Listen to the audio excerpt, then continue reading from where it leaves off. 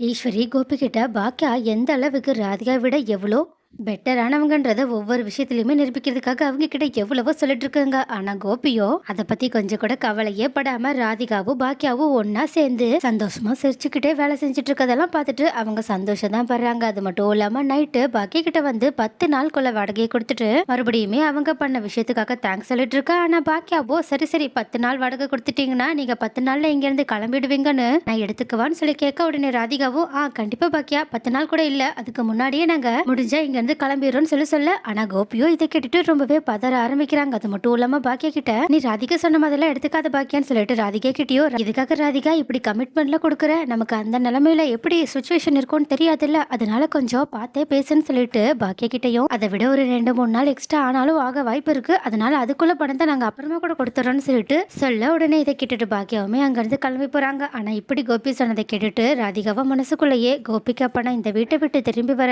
மனசே இல்லையா என்னன்னு சொல்லிட்டு யோசிச்சுட்டு இருக்கும் போதே கரெக்டா கோபியும் அதே மாதிரி தான் மனசுக்குள்ள யோசிச்சுட்டு இருக்காங்க. நம்ம இங்கே இருந்தா கூட நல்லா இருக்குமே, ஏன்னா அப்பதான் நம்ம அம்மா கூடயும் பசங்க கூடயும் ஒன்னா சேர்ந்து இருக்க முடியும். அது மட்டும் இல்லாம அம்மாக்கும் ராதிகாவை பிடிக்கிற மாதிரி நம்ம செஞ்சுட்டோம், அவ்வளவுதான் நம்மளோட மொத்த பிரச்சனையும் ஒரு அடியே முடிஞ்சிருன்னு சொல்லிட்டு யோசிச்சது மட்டும் இல்லாம எப்படியாவது ஈஸ்வரிக்கு ராதிகாவோட அருமையை புரிய வச்சு அவங்க 2 பேரையுமே சேர்த்து வைக்கணும்ன்ற ஒரு மிகப்பெரிய முடிவையுமே எடுக்கிறாங்க. ஆனா இன்னொரு பக்கம் இருக்க ஈஸ்வரியோ என் பையனை என்கிட்ட இருந்து வந்த உடனே பிரிச்சுட்டால, நானும் என் பையனும் நைட்டு எவ்வளவு சந்தோஷமா பழைய கதையெல்லாம் பேசிட்டு தூங்கிட்டு இருந்தோம். ஆனா இப்போ வந்த ஒரே நாள்ல என் பையன் என்னை விட்டு போயிட்டான்ல, மறுபடியுமே என்ன தனியா இப்படி புலம்ப வச்சுட்டாளேன்னு சொல்லிட்டு ராதிகாவை பத்தி ரொம்பவே கோவமா யோசிச்சது மட்டும் இல்லாம கண்டிப்பா நான் எப்படியாவது கோபியையும் ராதிகாவையும் கூடிய சீக்கிரம் பிரிச்சே ஆவேன். அது மட்டும் இல்லாம பாக்கியா இப்போ கோபி மேல என்னதான் கோவத்துல இருந்தாலும் இந்த வீட்லயே தங்க வச்சிருக்கான்னா கண்டிப்பா அவளுக்கு இன்னுமே உள்ளுக்குள்ள பாசம் இருக்குன்னு தான் அர்த்தம். என்ன வேற வழி இல்லாம தன்னோட ஃப்ரெண்டுக்கு எந்த துரோகமும் பண்ணக்கூடாதுன்னு சொல்லிட்டு அவன் நல்ல மனசுத்தனமா யோசிச்சுட்டு இருக்கா. ஆனா நான் கூடிய சீக்கிரம் எது தப்பு எது சரின்னு அவளுக்கு நான் நிரூபிச்சிருவேன்னு சொல்லிட்டு யோசிச்சுட்டு இருக்காங்க. அதாவது அவங்க கோபியையும் பாக்கியாவையும் எப்படியாவது ஒண்ணு சேர்த்து வைக்கணும். அது மட்டும் இல்லாம அந்த ராதிகாவையும் மையுவையும் வீட்டை விட்டு அடிச்சு துரத்தணுன்ற அளவுக்கு, அதாவது கோபி மூலயமாவே துரத்தணுன்ற அளவுக்கு ஒரு கிரிமினல் தனமா யோசிச்சுட்டு இருக்காங்க. ஆனா இது தெரியாத கோபியோ காலையில இருந்து நம்மளோட டியூட்டியை ஸ்டார்ட் பண்ணிடலாம், அதாவது ராதியாவையும் நம்மளோட அம்மாவையும் சேர்த்து வைக்கிற மாஸ்டர் பிளான் ஸ்டார்ட் பண்ணிடலாம்னு சொல்லிட்டு காலையில எந்திரிச்ச உடனேயே ராதிகா கிட்ட ராதிகா நம்ம இன்னைக்கு வாக்கிங் போகலாமான்னு சொல்லிட்டு அவங்கள கூப்பிட்டு, உடனே ராதிகாவும் ரொம்ப நாளுக்கு அப்புறம் நம்ம கோபி கூட சேர்ந்து ஒன்னா வாக்கிங் போக போறோம்னு சொல்லிட்டு சந்தோஷமா அவங்க கிட்ட சரின்னு சொல்லிட்டு ஒத்துக்கிட்டது மட்டும் இல்லாம நீங்க கொஞ்ச நேரம் வெயிட் பண்ணுங்க நான் ஃப்ரெஷ் ஆயிட்டு வந்துடுறேன்னு சொல்லிட்டு அவங்க ஃப்ரெஷ் ஆக போக, ஆனா அதுக்கு முன்னாடியே கீழே வந்த கோபியோ அவங்க அம்மா ஈஸ்வரி கிட்ட அம்மா நான் வாக்கிங் போக போறேன், நீங்களும் என் கூட வரீங்களா, நம்ம அப்படியே பேசி சிரிச்சுக்கிட்டே போகலான்னு சொல்லிட்டு கூப்பிட, உடனே இந்த மாதிரி கோபி தமிழ்ல இருக்க அன்பால தன்னை வாக்கிங் கூட்டிட்டு போக சொல்லி கேட்கறத பார்த்த உடனே ஈஸ்வரி கண்டிப்பாப்பா நீ கூப்பிட்டா நான் எங்கனாலும் வருவேன், வா போகலாம் இப்பவே போகலான்னு சொல்லிட்டு அவங்க கூட கையோட கிளம்பி வர. அப்ப ஹாலுக்கு வந்த உடனேயே இந்த மாதிரி கொஞ்ச நேரம் இங்கே வெயிட் பண்ணலாமா, ஒரு ஆள் மட்டும் வர வேண்டியது இருக்குன்னு சொல்லிட்டு அங்கேயும் இங்கேயும் சுத்தி முத்தி பார்த்துட்டு இருக்க. உடனே இதை கவனிச்ச ஈஸ்வரியும் ஒருவேளை கோபி பாக்கியா வாக்கிங் போகிற நேரமா பார்த்து போகலான்றதுக்காக தான் இப்படி நின்றுட்டு இருக்கான் போலன்னு சொல்லிட்டு உள்ளுக்குள்ளேயே சிரிச்சுக்கிட்டு என்ன நடக்க போகுதுன்னு தெரியாம சந்தோஷத்துல நின்றுட்டு இருக்க. அப்ப கரெக்டா அவங்களோட தலையிலேயே இடி இறக்குற மாதிரி ராதிகா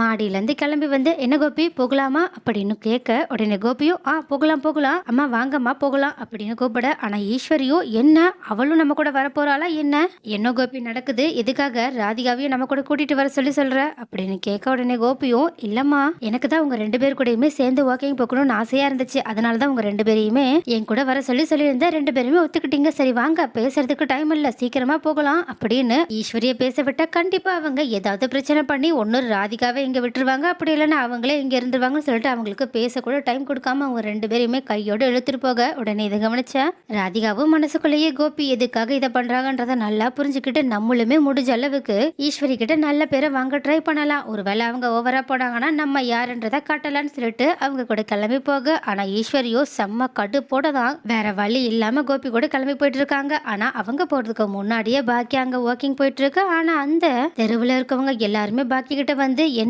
கோபி சார் அவங்களோட ஃபேமிலியோட மறுபடியும் உங்க வீட்டுக்கு வந்துட்டாங்க போலயே, இப்போ உங்க வீடு நல்லா ஜகஜோதியா இருக்கு போலயேன்னு சொல்லிட்டு கிண்டல் பண்ற மாதிரி ஒரு சிலர் அவங்க கிட்ட துக்கம் விசாரிக்கிற மாதிரியுமே பேசி பாக்கியோட மனசை கஷ்டப்படுத்துற மாதிரி அவங்க கிட்ட நடந்துக்க.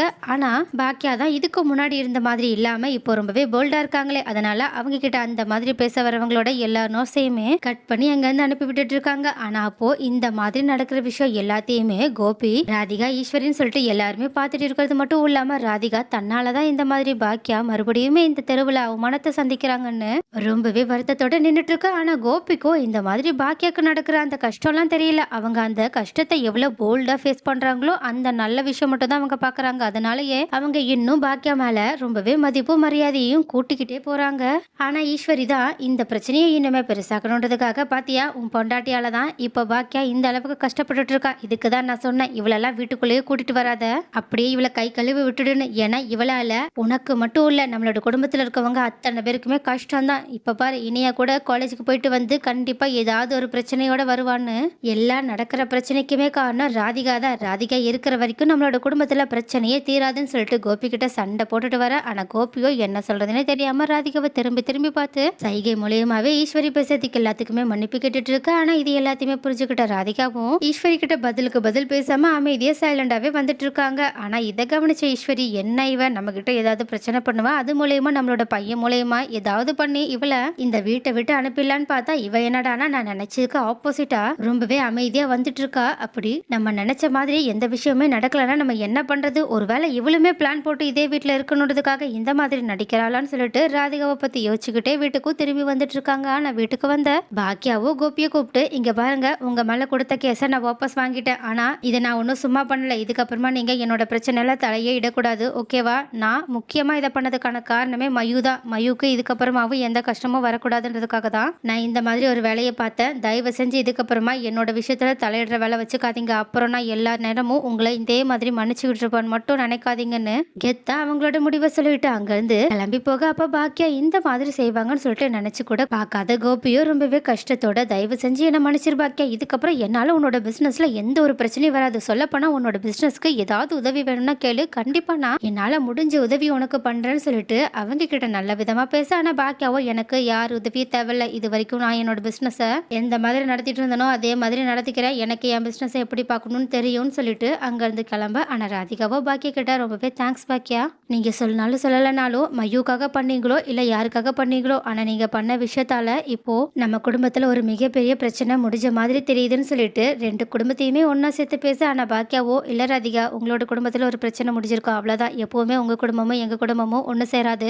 ஆனா நீங்களும் நானும் ஃப்ரெண்ட்ஸ், அது மட்டும் தான் உண்மை, வேற எதுவுமே நடக்காதுன்னு சொல்லிட்டு அங்கிருந்து கிளம்ப. ஆனா ஈஸ்வரியோ ஒரு பக்கம் பாக்கியா இந்த மாதிரி கோபி மேல கொடுத்த கேஸை வாபஸ் வாங்கிட்டாங்கன்னு சொல்லிட்டு சந்தோஷப்பட்டாலும், இன்னொரு பக்கமும் எதுக்காக தான் இந்த பாக்கியா கோபியை பக்கம் கூட நெருங்க விட மாட்டேங்கிறாள்னு தெரியல. இந்த கோபியே வந்து உதவி செய்யறேன்னு சொல்லி சொன்னதுக்கு அப்புறமாவே இவ எதுக்காக தான் இவ்வளோ அடம் பிடிச்சுக்கிட்டு யார் உதவியுமே வேண்டாம், முக்கியமா கோபியோட உதவியே வேண்டாம்னு சொல்லிட்டு இருக்காளோ தெரியலன்னு சொல்லிட்டு கடுப்பாகிறது மட்டும் இல்லாம செலியன் கிட்ட போயிட்டு, எப்படியாவது உங்க அம்மாக்கு கோபியோட அருமையை புரிய வச்சு ஆகணும்டா, கோபி என்னெல்லாம் பண்ண முடியும்ன்றத உங்க அம்மாக்கு நிரூபிச்சு கோபி கிட்டே பாக்கியா உதவி கேட்கிற நிலைமைக்கு நம்ம ஏதாவது ஒரு பிளான போடணும்னு சொல்ல உடனே செலியனும் ஈஸ்வரி பேசுனது எல்லாத்தையுமே கேட்டுட்டு, பாட்டி நீங்க சொல்றதை வச்சு பார்த்தா எனக்கு ஒரே ஒரு பிளான் மட்டும் வருது. ஏன்னா அம்மாக்கு எப்படினாலும் லேப்டாப்பை பத்தின நாலேஜே கிடையாது. நம்ம ஏதாவது அதுல பிரச்சனை பண்ணோம்னா கண்டிப்பா அவங்க அப்பா கிட்ட உதவி கேட்டுதான் ஆகணும். அவங்களுக்கு வேற ஆப்ஷனே கிடையாது. நம்ம அதுல ஏதாவது பண்ணலாம்னு சொல்லிட்டு அவங்க இந்த மாதிரி ரெஸ்டாரண்டோட கணக்கு வழக்குல ஏதாவது கோல்மால் பண்ணி பாக்கியாவுக்கு பிரச்சனையை உண்டு பண்ணி அது மூலியமா கோபியை அந்த பிரச்சனையை சால்வ் பண்ண வைக்கலாம்னு சொல்லிட்டு முட்டாள்தனமாவும் ஒரு மோசமான பிளான போட்டுட்டு இருக்காங்க.